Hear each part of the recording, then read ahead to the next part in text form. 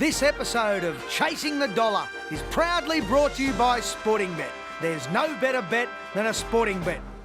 Hello and welcome along to Chasing the Dollar, brought to you by Sporting Bet. Ben Damon is my name. I'm joined by Adam Pengilly for the 4 semi-finals of the Peter Mosman. Some great racing last week, one outstanding performance in particular. Hello Ben, hello everyone. Yeah, Black Magic Opal was absolutely fantastic last week, running some really fast time. Easily the fastest qualifier for the 4 semi-finals. We had a couple of odds-on favourites get beat, and it's an intriguing series by the looks of the 4 semi-finals, and we're looking forward to some good racing at Wentworth Park on Saturday night. Yeah, certainly, and Adam tipped pretty well for us as well. Let's see if we can keep it up this week, and we kick it off with the first leg of the quaddie. It is the first of the semi-finals of the Peter Mosman, and as you can see in box number 6, it is Black Magic Opal. Looks the dog to beat, that's for sure. Yeah, he does, man. He's the dog to beat in the series, and obviously the dog to beat in this semi-final. I thought he was absolutely super impressive last week, running very fast time. He was easily the fastest qualifier, and he's definitely the greyhound to beat in this series. If there is a slight knock in this semi-final, the greyhound on his outside, Schroeder Bale, does tend to veer towards the rails at box rise, but I still think he should be much too good for this field. You probably have to invoke your policy of odds on, look on, but if you want to try and inject a little bit of value into the race, you can probably stand him out in your trifectas and Quinellas. So Black Magic Opal is easily the on-top selection. Going to throw in Clockwise for second. I thought she was absolutely fantastic behind Xylia Allen last week. To be competitive in this grade, she has to sort of draw one of the inside 2 or 3 alleys. She has that advantage again this week, and if there is a danger to Black Magic Opal, she's definitely the greyhound that could cause an upset if there is one. King Cobber goes into third. He was impressive last week, having just his second race start. He rattled home late, and I think only inexperience prevented him from winning his heat, and he's a live chance to qualify for the final. And Purcell Bale is all class and can be prominent from an inside alley. That takes us to race number 6, and this is the race of the night at Wentworth Park on Saturday night. What a race this is. Look at those names. Jagger Swagger was a beaten favourite, a very short price favourite last week. So was Zulu Zeus. They were both a bit disappointing. Where do you go this time? Going to go with double twist, Ben. I'd like to say I think if this race was the final, it's very much worthy of a Group 1 final. It's an absolutely cracking semi-final. We'll be playing pretty wide in our quaddies. I was interested to read in the stewards report last week that Mark Azzopardi was reported to have said that Jagger Swagger didn't appreciate racing inside greyhounds at Wentworth Park. When he came up with box 2 for the semi-final, he mustn't have been happy with that, and I think he's going to be a risk at the quote again. That's why we're going to go with double twist. Now, to be honest, the box draw is probably not going to do her too many favours in the inside of the track, but I still think she has plenty of upside. She's improving, she's getting to know Wentworth Park a lot better, and each time she comes out of the traps of that venue, she's getting better and better. And I think at the value, she's probably a very good bet on Saturday night. So we're going to go with double twist to win this one. Throwing Zulu Zeus in for second. Now, he was also beaten as an odds-on pop last Saturday night in the heats, but I think the draw's probably not too bad for him on Saturday night.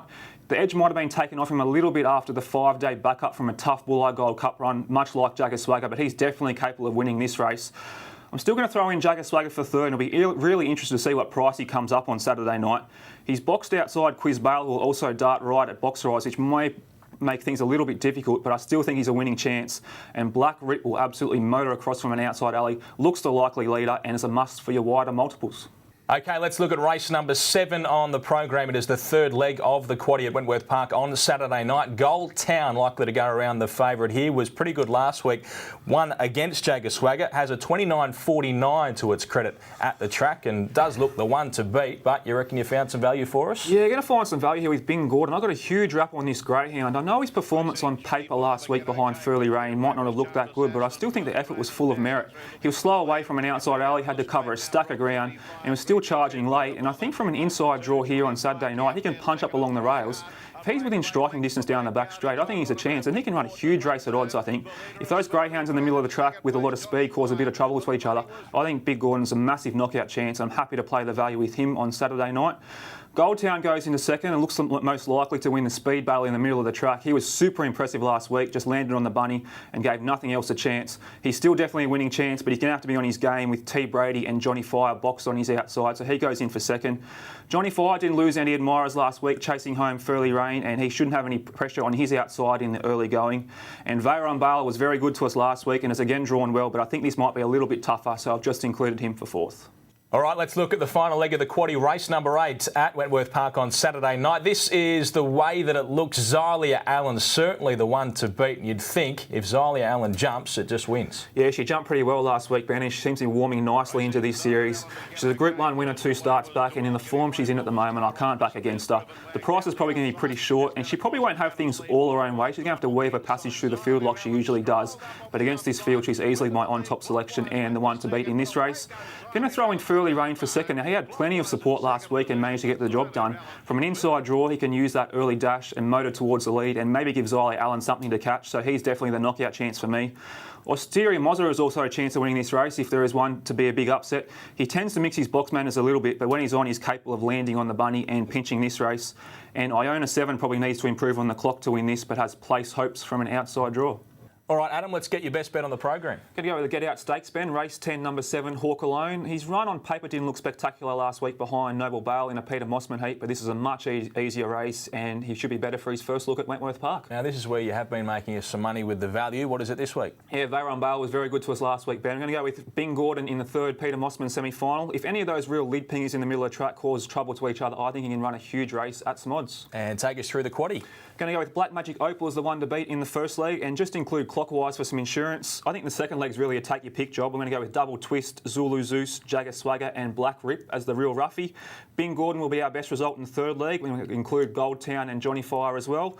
And the last leg will come home with Xylia Allen and Furley Rain, which means $20 will give us around 42%. Now, Sporting Bet do have a promotion. It is Free Hit Friday. A huge response to this last week. So have a look on Friday night at Wentworth Park. And if your first bet doesn't win, they will refund your stake up to $25. So that is Free Hit Friday for all your Friday night betting at Wentworth Park. Saturday night, though, it is the semi-finals of the Peter Mosman.